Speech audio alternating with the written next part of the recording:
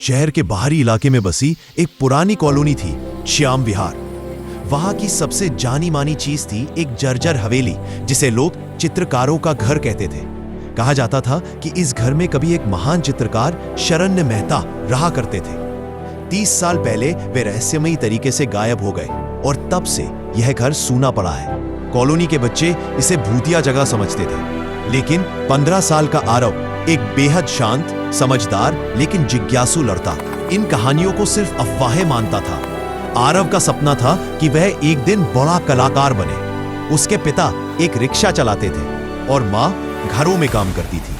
पैसे कम थे पर सपने काफी बड़े।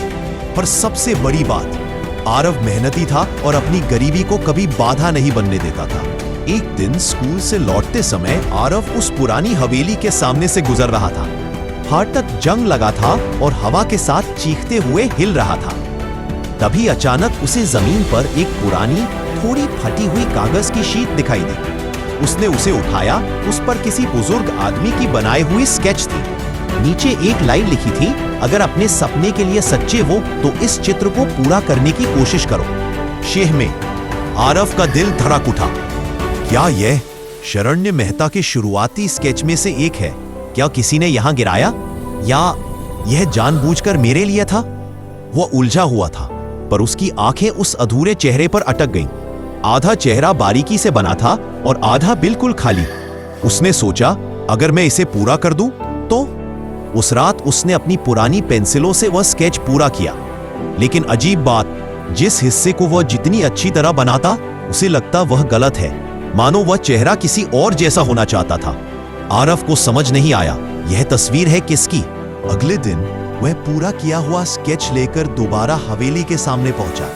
उसने कागज फाटक के पास छोड़ दिया, सोचकर कि शायद कोई कलाकार इसे खो चुका होगा। लेकिन जैसे ही वह मुड़ा, हवेली के अंदर से बहुत धीमी आवाज आई, गलत है, इसे फिर से देखो। आरव रुक गया, डर से नहीं बल्कि जिज्ञासा से।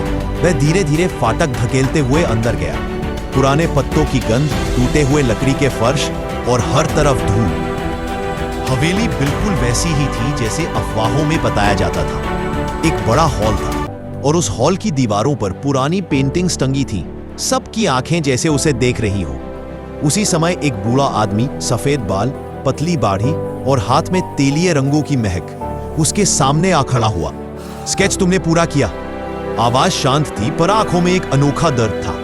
आरव कांप गया। आप शरण्य मेहता है? बूढ़ा मुस्कुराया। लोग मुझे वही कहते हैं। आरव हक्का बक्का था। ये तो 30 साल पहले गायब हो गए थे, फिर यहाँ कैसे? और सबको पता क्यों नहीं? बूढ़े आदमी ने उसकी सोच पढ़ ली। कभी कभी इंसान दुनिया से नहीं, खुद से गायब हो जाता है।